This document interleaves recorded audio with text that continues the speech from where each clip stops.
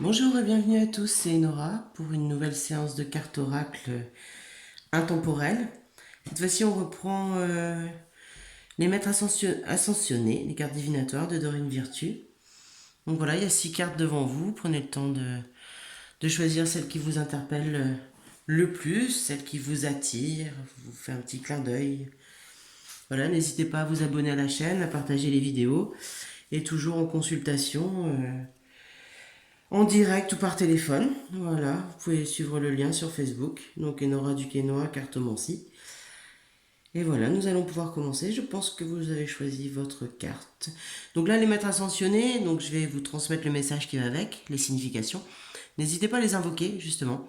Si vous avez des difficultés, si au contraire vous avez besoin d'encouragement, voilà, vous pouvez faire appel à eux.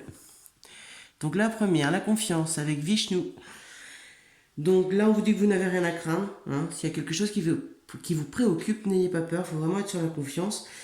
Continuez de purifier vos motivations jusqu'à ce qu'elles soient complètement axées sur l'amour et l'entraide. Ça va permettre d'élever vos énergies et d'élever les expériences que vous vivez, que vous traversez. Les autres significations, donc, c'est aussi indiquer qu'il y a une personne de confiance dans votre entourage. Voilà, si vous posez peut-être des questions sur une personne, on est plutôt là sur la confiance. On dit que vos prières sont exaucées, même si ça ne se voit pas encore. Et donc vous êtes sur la bonne voie. On vous dit de suivre votre instinct et votre intuition. Là, vous êtes plutôt bien placé. Donc Vishnu, c'est le dieu hindou qui travaille aux côtés de Brahma et de Shiva pour protéger le monde. Il restitue l'harmonie donc par la balance du pouvoir, pardonne à tous, fait preuve de compassion à leur égard. Voilà, c'est une divinité bienveillante, aimante, qui peut vous aider donc à vous sentir en sécurité dans votre vie présente et dans votre vie future. Donc voilà pour la première carte. La deuxième, le vent de prospérité avec Lakshmi. Bon, ça veut bien dire ce que ça veut dire. C'est que voilà, cette carte indique que s'il y a eu des demandes au niveau financier, voilà, ça va aboutir. Il y a une sécurité financière qui arrive. Là, on vous dit de rester concentré sur l'abondance, de ne pas vous inquiéter pour l'argent, il n'y a rien à craindre. Ça va circuler et ça devrait arriver si ce n'est pas encore fait. Donc ne vous inquiétez pas pour l'argent parce que vous allez juste vous attirer des ennuis, hein, la loi d'attraction, vous allez juste vous attirer des ennuis au niveau financier. Donc détendez-vous par rapport à ça. Donc tout ira pour le mieux. Surtout, voilà, c'est un message général, mais vraiment l'abondance, l'argent, à ce niveau-là, ça va bien se passer. On vous dit de visualiser justement la prospérité et faites des affirmations dans ce sens. Apportez les changements nécessaires si vous avez besoin de confiance. Donc cette déesse hindoue aussi nous aide à dépasser les craintes par rapport à l'argent. Voilà, c'est la corne d'abondance universelle. C'est le petit coin financier. Vous pouvez avoir une statue d'elle, une petite statue Feng Shui. N'hésitez pas voilà, à l'invoquer quand vous avez des petits problèmes d'argent. Ensuite, la troisième. Utilisez votre magie, maître Saint-Germain. Donc, contrairement à ce qu'on pense, ce n'est pas un saint catholique, d'accord? C'est un comte de région de France appelé Saint-Germain. Donc, il était connu justement pour différentes choses. Pour les pierres précieuses et les élixirs de jouvence, c'est aussi un musicien, un linguiste, voilà.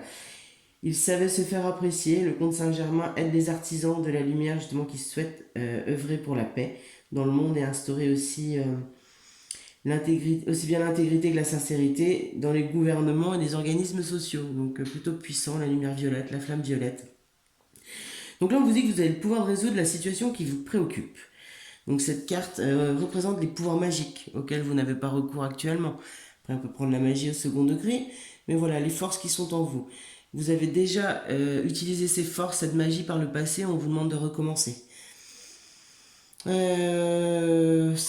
va aussi permettre d'apporter de la fermeté dans vos décisions, dans vos démarches, de la clarté dans vos intentions, permettre aussi de manifester les guérisons.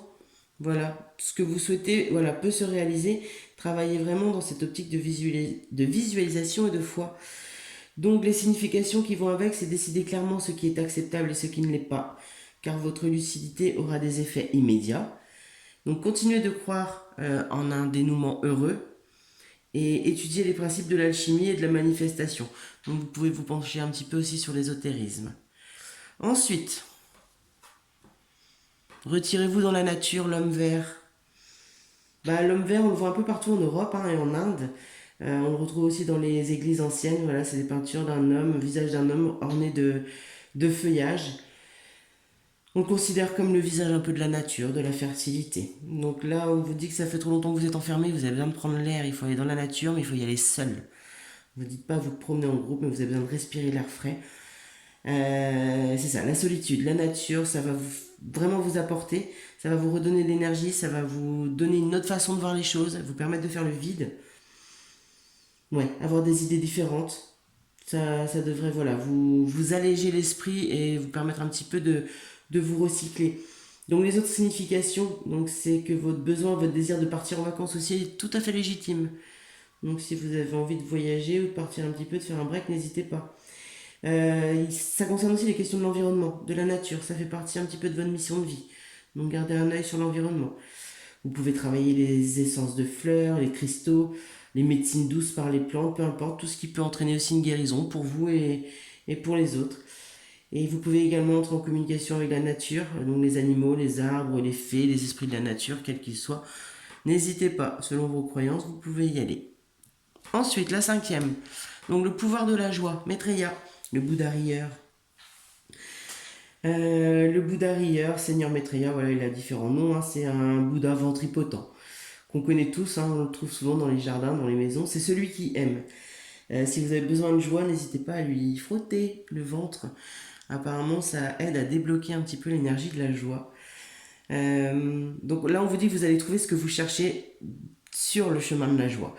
Vous êtes soutenu dans votre mission.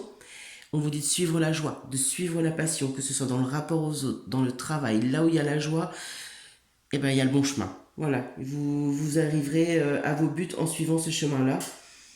Bien sûr, vous êtes toujours en évolution, mais la joie, voilà, va apporter dans vos passe-temps, dans votre travail, ça va vous donner un surplus d'énergie. C'est une émotion haute, ça va vous permettre d'être purifié au niveau énergétique, de dépasser les obstacles. Voilà, on dit que la joie nous rappelle qu'il n'est pas nécessaire de souffrir. Donc là, c'est vraiment plutôt un chemin de lumière, de gaieté, d'amusement.